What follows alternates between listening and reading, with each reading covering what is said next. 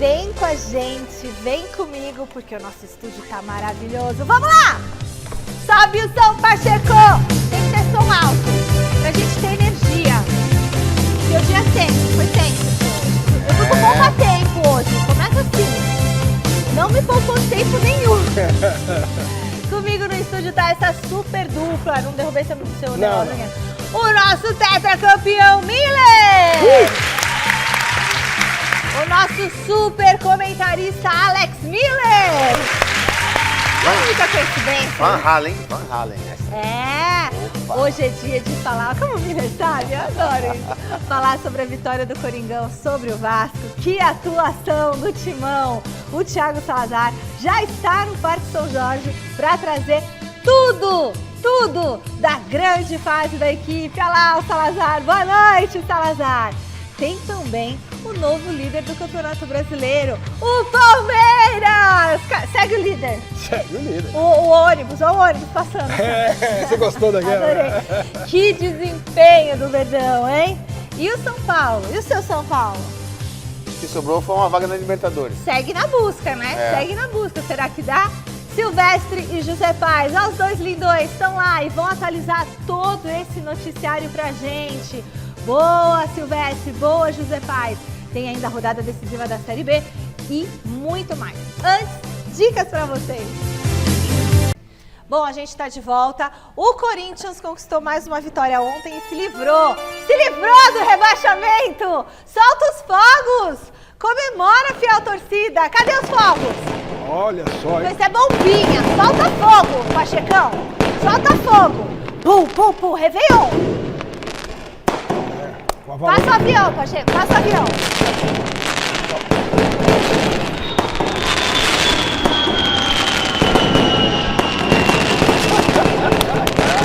O Corinthians vai disputar a Série A no ano que vem. Isso não é muito bom? Isso é maravilhoso. É a volta do Corinthians. Salve o Corinthians. Que ano do Coringão. Você quer ver como foi o triunfo do Timão? Então fica de olho na tela. Antes da bola rolar, na Neoquímica Arena teve confusão e confronto entre torcedores do Corinthians e policiais militares do lado de fora. Em nota, a PM informou que cerca de 300 corintianos se preparavam para invadir o setor visitante. 7 pessoas foram detidas e 2 policiais ficaram feridos, mas nenhum caso grave e a situação foi controlada a tempo do jogo começar. Aliás, que jogo, hein? Um verdadeiro amasso do Corinthians, principalmente no primeiro tempo, quando o Timão marcou 3 gols em 23 minutos. O primeiro deles foi de Gustavo Henrique, que aproveitou batida de Garro para marcar de cabeça.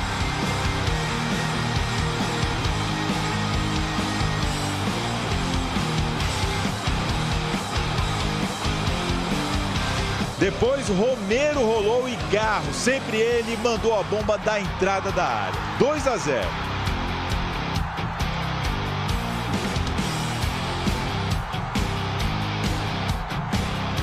O camisa 10 estava inspirado e o Vasco dando mole. Aí já viu. Outro chute da entrada da área e 3-0 no placar.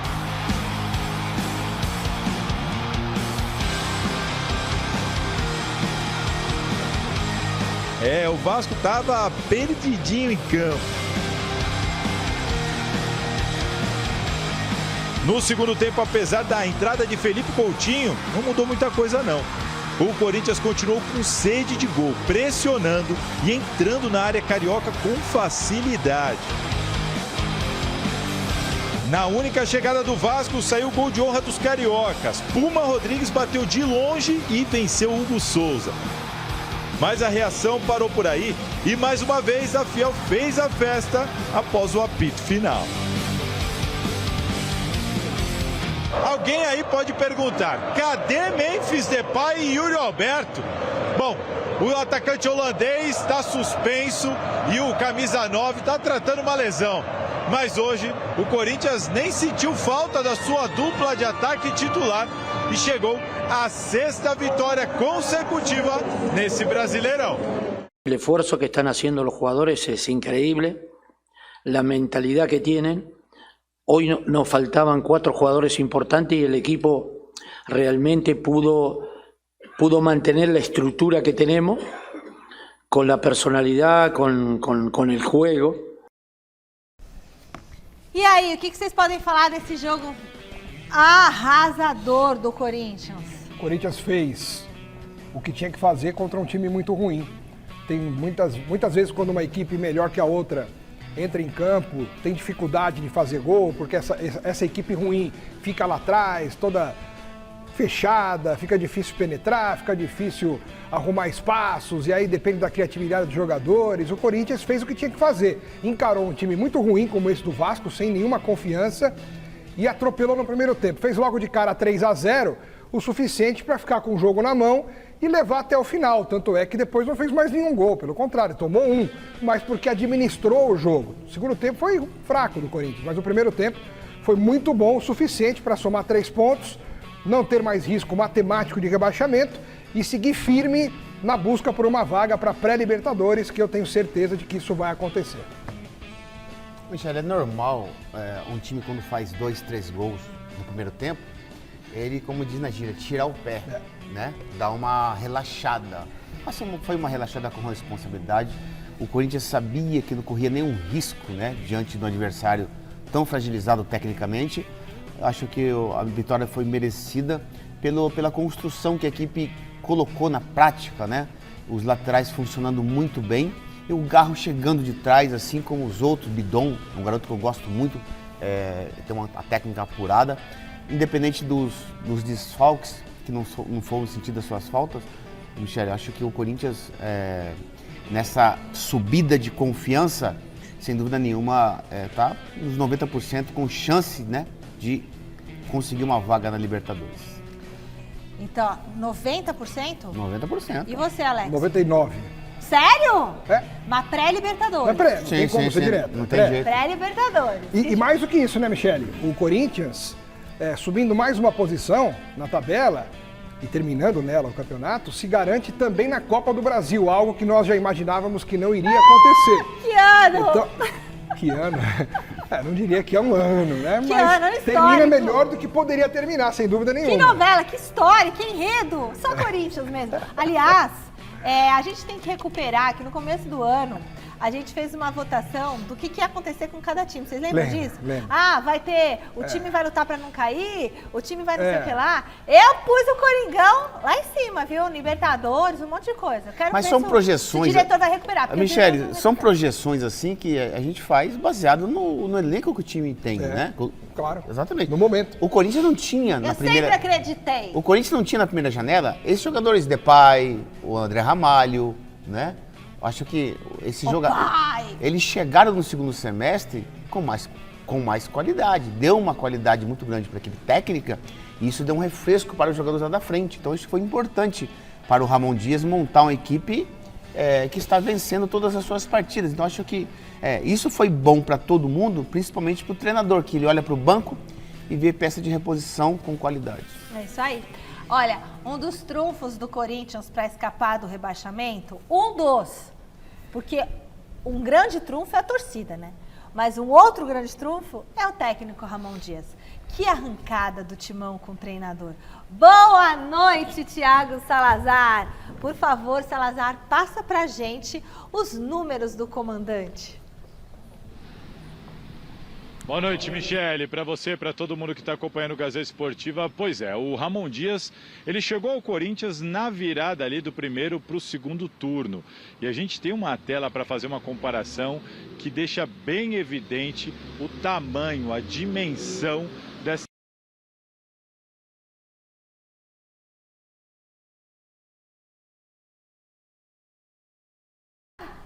Olha lá, vamos ver a classificação então. Pera um pouquinho, enquanto restabelece o som do Salazar, que tiraram o som do Salazar, calaram aqui o Salazar. Mas daqui a pouco o Salazar volta com mais informações. Ali, a classificação no primeiro turno, né? No primeiro turno, a gente vai põe em grande, né? Olha como que estava no primeiro turno do Brasileirão. O Corinthians estava em 15º, com 19 pontos.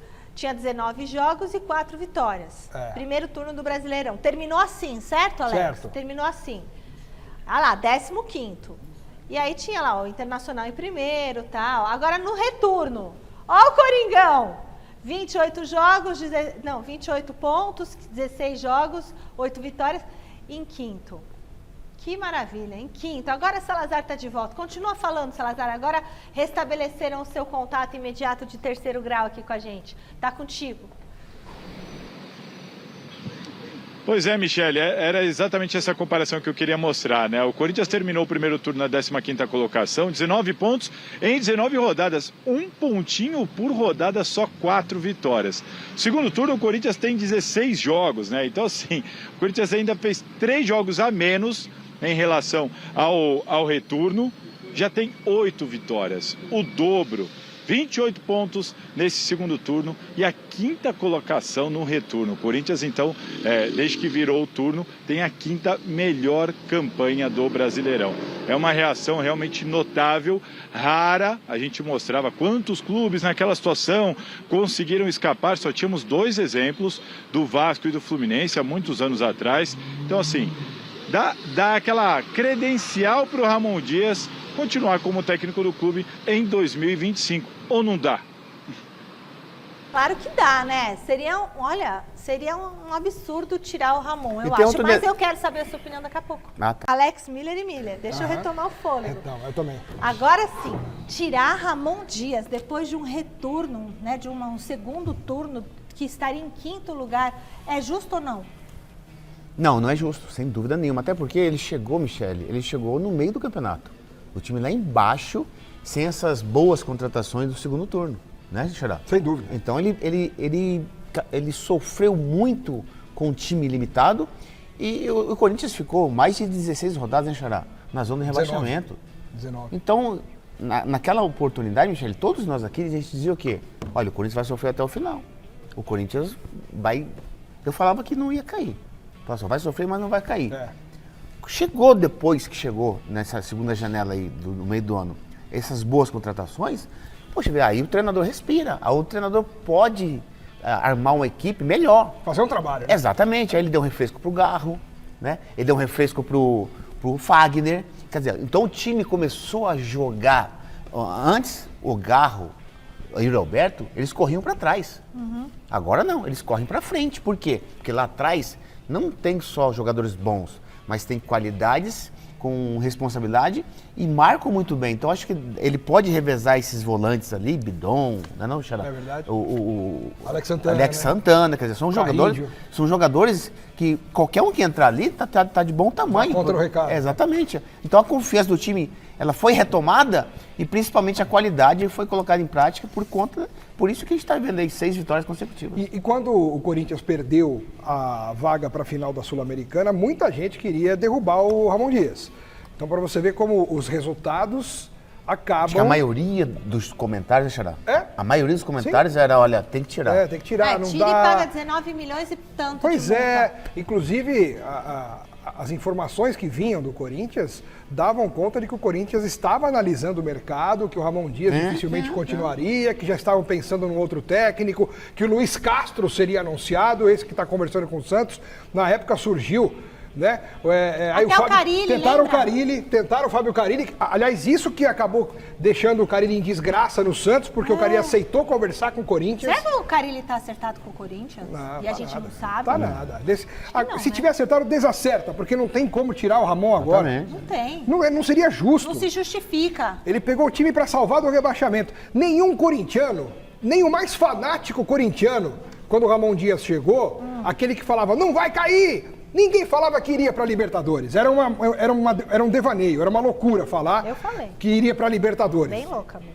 Não tinha como, Michele. Eu falava. Mas hoje é a realidade, o Corinthians vai para a Libertadores. Mas, Michele, agora é bem verdade que a gente tem que... Porque ele sofreu muitas críticas do Ramon Dias por conta dos maus resultados lá 2 meses atrás. Agora é bom dizer que, e elogiar, o que ele falou se cumpriu. Ele disse, não vai cair. Não vai barrar. Ele não caiu. Não vai barrar. Exatamente. E ainda vai para a Libertadores. Exatamente, ele cumpriu o que ele falou. Então isso é muito legal. É um treinador das antigas, mas os seus métodos são eficientes. Bom, o Corinthians está nos últimos dias para garantir a permanência do goleiro Hugo. O Salazar ainda está na tela para explicar como que está a situação do jogador. não mudou absolutamente nada, Michele, tá vendo? É por isso que aqui no Gazeta Esportiva a gente vinha alertando lá desde a semana passada, até mais do que isso, porque foram várias manifestações, do Fabinho Soldado na Zona Mista, do presidente Augusto Melo em um podcast, do diretor jurídico Vinícius Cascone, e aqui ninguém está duvidando da palavra dos dirigentes do Corinthians, mas era sempre aquele tom de otimismo de tá tudo certo, tá tudo alinhado, o Hugo já é jogador do Corinthians, é só esperar. Enfim, estamos chegando no final desse prazo. O prazo é dia 30. Dia 30, se eu não estiver enganado, é este sábado. O Corinthians, então, tem até este sábado, esses próximos dias, para definir a compra do goleiro Hugo junto ao Flamengo. O Flamengo recusou a última investida do Corinthians, uma tentativa do Corinthians, por meio de um banco. A alegação, a informação que veio lá do Rio de Janeiro, a alegação dos cariocas é de que o Corinthians tem que conseguir isso com uma instituição financeira de maior credibilidade, dando a entender que o Corinthians estava usando ali, pegando um empréstimo com um banco menor, com um banco não tão grande quanto outros. O Flamengo, pelo jeito, está exigente, não está querendo facilitar. E a informação que a gente tem do lado de cá é que o Corinthians promete ir à justiça se for necessário. O Corinthians entende que o Flamengo está descumprindo o contrato firmado entre eles. O Flamengo entende que não há descumprimento de contrato, que o contrato permite que o Flamengo faça essa avaliação da garantia financeira apresentada pelo Corinthians. Enfim, é uma questão que, se não for resolvida até o dia 30, vai acabar sendo resolvida na justiça. Vai ser assim que o Corinthians vai tentar a permanência do goleiro Hugo por aqui. E até lá, a gente vai ter que aguardar. Bom, enquanto isso, o Corinthians tem o foco no Campeonato Brasileiro. Sábado que vem, semana livre agora, o Corinthians só volta a campo sábado à noite, lá em Criciúma contra o Criciúma. Depois tem um jogo importantíssimo contra o Bahia aqui na Neoquímica Arena. Lembrando, o Bahia tem o mesmo número de pontos que o Corinthians, está nessa mesma briga, então é mais uma vez um confronto direto por essa vaga na Copa Libertadores, na Copa América, na Copa do Brasil, perdão. E para esse jogo o Corinthians deve contar com o retorno de Yuri Alberto e certamente contará com o retorno de Memphis Depay, que cumpriu suspensão contra o Vasco da Gama. Só uma última informação para vocês, é importante a gente salientar, o prazo é dia 30, para comprar o Hugo, né? Mas 2 dias antes, na quinta-feira, aqui no Parque São Jorge, vai ter a votação do impeachment, que vai decidir o impeachment ou não do presidente Augusto Melo. Então você já pensou nesse cenário? Se por um acaso o Augusto for afastado, o vice e a nova diretoria ali, que vai ser composta em cima da hora, vai ter que resolver em 1 ou 2 dias a situação do Hugo Souza. Complicada essa situação. E para encerrar mesmo de vez, uma última informação. Tem muita gente falando nos bastidores do Corinthians, na imprensa e tudo mais, muitos boatos de que essa eleição aqui do dia 28, na quinta-feira, pode ser adiada. Tem muita gente querendo que ela seja adiada. A informação que eu tenho deste momento é que Romeu Thuma Júnior, presidente do Conselho Deliberativo, não pretende adiar. Apesar da pressão, a eleição, a votação do impeachment de Augusto Melo deve sim acontecer na quinta-feira. Tá certo, gente? O que a gente vai falar? Bom, primeiro, Hugo. Hugo virou novela, igual o Rames Rodrigues. Salazar foi embora? Salazar, o Alex tem uma pergunta pra você. Rapidinho. O Salazar, Será rapidinho. Que você foi embora? Não, tá lá. Tá lá. Salazar, só uma coisa. O Corinthians esse ano, ele perdeu o Cássio. Aí achou o Carlos Miguel, arrebentando, rapidamente perdeu o Carlos Miguel. Aí chegou o Hugo Souza, né? E o Corinthians teve 3 grandes goleiros no mesmo ano. Ele conseguiu a proeza de não sentir... caindo no mesmo... Então, ele teve a proeza de não sentir falta em nenhum jogo de um grande goleiro. Agora, essa situação que você expôs, você falou, vai pra justiça. O Corinthians acha que tem razão, mas o Flamengo acha que tem o direito de analisar o crédito do Corinthians, enfim. Mas se der dia 30, o Flamengo... em tese, fica livre para negociar com qualquer outro time. E se for algum outro time ao Flamengo e comprar o Hugo Souza direto com ele, o Flamengo pode vender. E o Corinthians vai ainda buscar na justiça, o Hugo Souza é capaz de não ficar jogando em nenhum lugar. O que vai acontecer no caso de algum clube já estar engatilhado para fazer uma proposta dia 1 de dezembro e comprar o Hugo Souza? Essa é uma grande incógnita, Alex, porque aqui, por exemplo, nos bastidores eu costumo falar o seguinte: apesar de todo esse imbróglio, eu até sinto pelas informações que eu tenho, que o Hugo Souza vai ficar, porque você sabe, se o goleiro não quiser ir para determinado clube, ele não vai. Não assina. O jeito fala, eu não quero, não vou, pode oferecer quanto for que eu não vou. O Corinthians, inclusive, conta um pouco com isso, porque tem uma ótima relação com o Hugo quer ficar, já se manifestou dessa maneira, mas você sabe que os jogadores também têm um vínculo com os seus empresários, e aí é que pega. O Flamengo não pretende convencer o Hugo a ir para outro lugar, no caso de chegar uma grande proposta. Por exemplo, lá no Rio, a informação é que o Grupo City já demonstrou interesse em fazer uma proposta para levar o Hugo. Então, se passar o dia 30, muito provavelmente, o Grupo City deve ali colocar uma proposta na mesa. Qual que é a ideia do Flamengo? Vai para cima do empresário do Hugo para tentar convencer e falar, é aqui, o negócio é melhor, é vantajoso e a gente quer fazer. Convença lá o seu cliente, convença lá o Hugo Souza. E aí, será que o Hugo vai bater de frente com o empresário? Não vai? Vai bater o pé para ficar? A gente não sabe. A impressão que a gente tem pelas declarações é que o Hugo quer ficar. E o Corinthians conta com isso. Mas até que ponto? O que será que vai chegar de proposta? Por isso que eu acho que fica uma grande incógnita, mas eu acho que essa bucha vai ficar na mão do jogador decidir se o Corinthians não resolver até o dia 30. Você sabe que meu coração é meia mussarela, meia calabresa, né? Sei. E é inteiro Juventus, né? Meio Corinthians, meio Palmeiras. Se eu fosse a tia Leila... eu abria o meu talão de cheque. Existe ainda? Ah, existe, eu mas tenho não se cheque usa. em casa. Eu abria meu talão de cheque, fazia ali 5 milhões de euros? 5 milhões de euros. É o valor total? Valor total. Toma, Hugo. Hugo não, Flamengo. Toma, Flamengo. Aí pro Hugo toma, você faz o que você quiser. Agora eu vou fazer mais um outro pra você, Hugo. Já tinha à disposição pra quando você quiser viajar e 1 milhão de... reais por mês. Mas qualquer clube só pode... Michele, qualquer clube só pode fazer isso...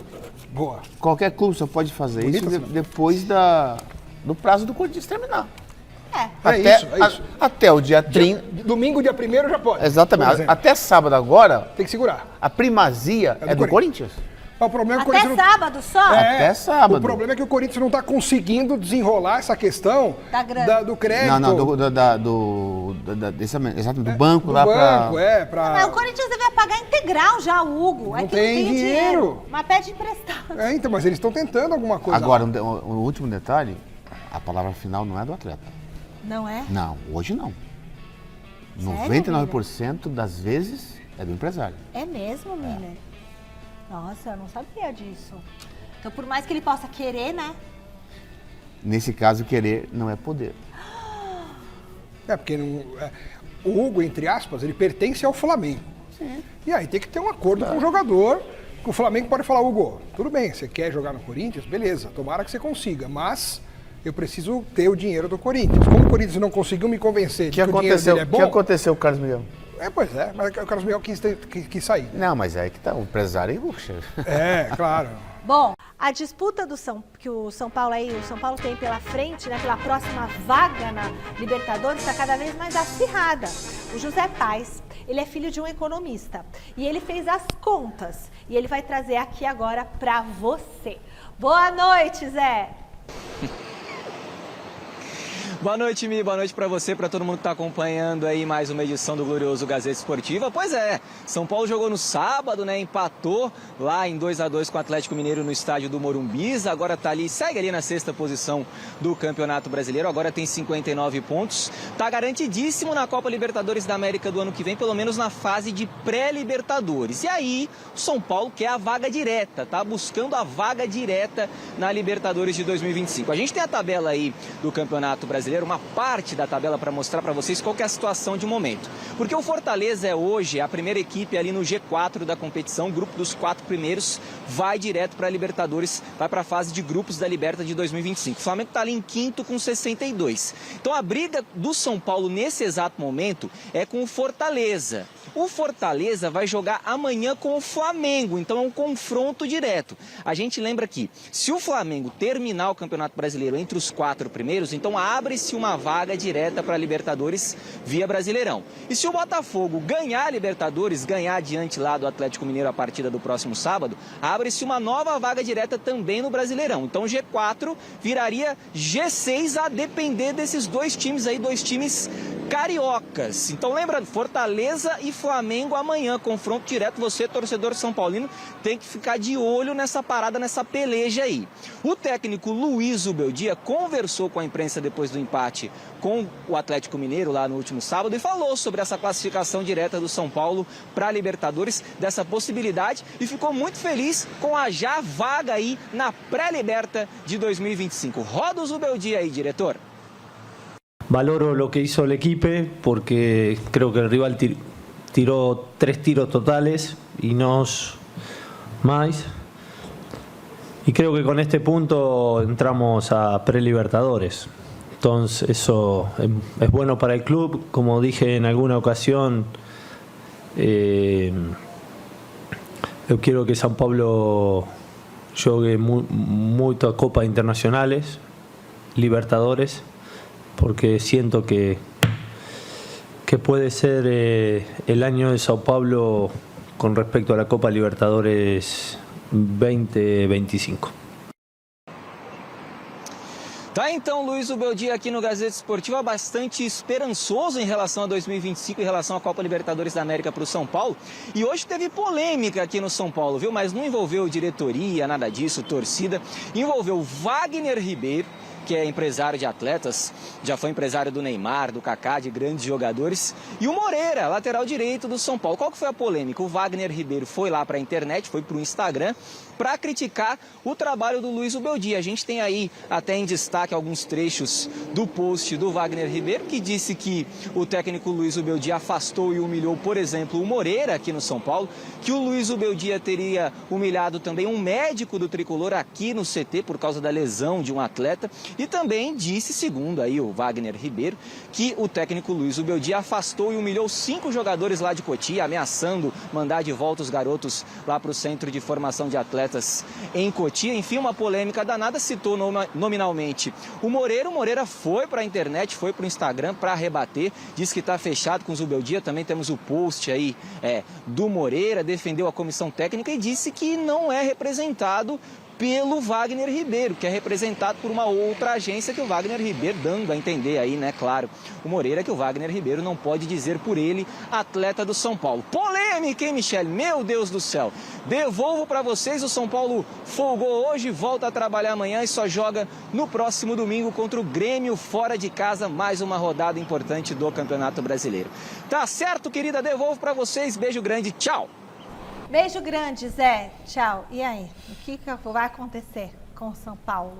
E aí, Xará, essa polêmica aí, o Wagner Ribeiro precisaria explicar, então, né? Tanto é que ele apagou o post dele depois que o Moreira postou o dele, contradizendo aquilo que o Wagner Ribeiro tinha postado. Então, esse negócio aí tá mal explicado, mas não é algo que vai mudar aí a caminhada do São Paulo em busca dessa vaga para a Libertadores. A expectativa do São Paulo é o seguinte: em janeiro abre-se a janela de novo, né? Então o São Paulo tem esperança de vender algum jogador, né, para fora do país, mas o torcedor São Paulino não pode esperar grandes contratações de impacto, né, como o torcedor gostaria, até porque o São Paulo não tem esse dinheiro todo para poder gastar com grandes jogadores. Tem um elenco já consolidado, né, tem uma base muito bem montada, né, desde o Dorival Júnior, e vai com essa base para 25 no Paulistão inicialmente, depois a Libertadores. Mas, de início, sem grandes contratações, Michele. A gente volta a falar sobre Corinthians por aqui. O presidente do clube, Augusto Melo, recebeu durante o fim de semana apoio de jogadores do clube contra o impeachment. Ontem o dirigente também se pronunciou depois da vitória do Timão. Ora, se a gente devesse alguma coisa, já tinham pego. E se devesse alguma coisa, era o primeiro a entregar o cargo. Se alguém tivesse feito alguma coisa errada, eu teria demitido. Enfim, o Corinthians é isso, é política o tempo todo. E pode ter certeza, não vai ter esse golpe, não existe isso. O que a gente está fazendo é uma coisa boa para o Corinthians. Teve erros no começo, teve erros. Teve composições no qual vocês mesmos testemunham que eu falei daqui para frente. Se eu errar, eu vou errar com a minha caneta. Não posso mais ficar errando pelos outros, não posso mais ter faca no pescoço para fazer isso, aquilo. Quem ganhou a eleição fomos nós e é nós que temos que administrar o Corinthians. E hoje, chegando ao CT, eu fui pego de surpresa, eles se reuniram após o treino, dizendo que iria dar iria se colocar ao nosso favor. Eu até falei, poxa, hoje, né, eu falei agora, inclusive na roda que a gente fechou lá, para mim foi uma grande surpresa e para mim seria muito complicado vocês, como funcionário, de uma certa forma, jogador do Corinthians, falar esse tipo de coisa, mas por um outro lado eu elogiei eles, porque eu falei para eles, vocês já entraram para a história. O que vocês fizeram hoje é uma segunda democracia e o Corinthians precisa disso. Tá certo, tá aí a posição do presidente Augusto Melo. E olha quem também faz a diferença, Leila Pereira, foi reeleita a mais um mandato na presidência do Palmeiras. O Alexandre Silvestre acompanhou a disputa de ontem e traz todos os detalhes pra gente. Põe na tela.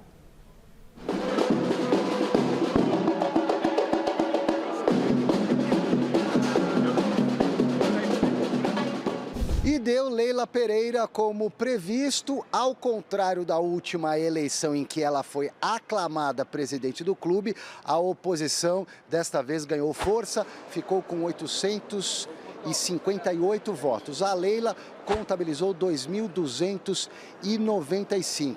E depois da confirmação, ela acabou mantendo a palavra de que vai trocar o patrocinador master do futebol, que é o da Crefisa, por uma outra empresa, que vai seguir com a política de contratações para o ano que vem e que assim que terminar o Campeonato Brasileiro, o Palmeiras está na briga pelo tricampeonato, vai tentar renovar com a Abel Ferreira até o término do mandato dela em dezembro de 2027. O meu departamento de marketing está trabalhando, não é por isso. Eu já comuniquei que a Crefisa e a FAN não continuam nas camisas do Palmeiras. Eu acho que foi uma era que nós construímos juntos, as nossas empresas e o Palmeiras, uma era de 10 anos muito, muito vitoriosa, que eu não tenho dúvida que está na história do Palmeiras. E esse novo parceiro que virá, eu não tenho dúvida que também iniciará uma nova era. Reforços estrelados, realmente, não é com esse tipo de visão que nós trabalhamos no Palmeiras, tá? A grande estrela do Palmeiras é o nosso elenco, tá? Que vem trabalhado com a gente há bastante tempo e que tem conquistado muitos títulos. Então, mas é claro que em toda janela a gente busca reforçar o nosso elenco. O Abel ele tem contrato conosco até dezembro de 2025. O nosso foco total hoje é a busca pelo nosso tricampeonato brasileiro. Nós não pensamos em outra coisa, não é além disso. E aí depois que as coisas estiverem mais tranquilas, não tenha dúvida que eu vou conversar sim com o nosso treinador, que é meu desejo que ele fique conosco até dezembro de 27. Leila! Tia Leila! Tia Leila! Não que eu estivesse torcendo, mas assim, gente, tem como falar que o trabalho da Leila é ruim? Não, muito pelo contrário, ela fez um trabalho maravilhoso em todos esses 3 anos que ela está no Palmeiras. Um monte de título, manteve o treinador, porque ele ia sair. Não sei nem como é que ficou aquela história da Arábia, né? Lembra que tinha... mas não tinha um negócio de FIFA, de não sei o que, não sei o que lá? Não, tinha... E aí, cadê essa história que eu quero saber o que deu? E ela conseguiu manter o Abel. Fala, você. Manteve o Abel e ela quer manter o Abel até o fim dessa nova gestão dela, que vai até 2027. E acho que é uma tendência, realmente, o Abel ficar no Palmeiras até 2027, até o final da gestão. Eu acho muito importante que uma oposição tenha surgido no clube. Na primeira vitória dela, ela foi aclamada presidente porque não houve adversário, ninguém se candidatou para enfrentá-la. E dessa vez, em vez de ter 0 contra 100, foram quase 30% de oposição contra 70%, para arredondar os números. 835, mais ou menos? 800 e pouco contra 2.000 e tanto. Então, assim, é saudável que haja uma oposição para que também todo mundo, sabe, Claro. se cuide, fiscalize, dê opiniões. E o Samario teve bastante votos. Teve, para quem apareceu de repente quase 1.000 votos, poxa, é legal. Embora ela tenha desdenhado do Savério depois da vitória, disse que não vai aproveitar nada da proposta dele, que não fez nem questão de cumprimentá-lo, inclusive, né? Não foi uma atitude legal. Não é legal, né? Não é legal, deveria ter cumprimentado, uma questão de civilidade, educação, mas ela quis dar de ombros para tudo isso e tudo bem, segue o jogo. Mas é claro que não tinha como ela não ganhar por tudo que o Palmeiras conquistou dentro de campo e pelas finanças do clube estarem mais saudáveis do que 99% dos clubes do Brasil. Né? Mas é bem verdade, Michele, dizer que a Crefisa quem trouxe para o Palmeiras foi o Gagliotti. Foi... Não falei. Não, foi o Paulo Nobre. Foi o Paulo Nobre, foi na Mas gestão O do Paulo Nobre trouxe e o Gagliotti manteve. Isso que eu tô falando, isso que eu tô falando. É. O Gagliotti que manteve exatamente. Ela disse isso numa entrevista até. Sim. Ela disse, olha... Eles continuam até hoje, Ela né? disse assim, ó, a Crefisa só está até esse ano porque o Gagliotti fez um contrato longo. Isso aí. Por isso que ela falou assim, esse ano vai sair e vai entrar um outro patrocinador. Que vai pagar mais. Vai muito mais. Poxa, mas pela marca do Palmeiras tem que pagar O mesmo. dobro, quase.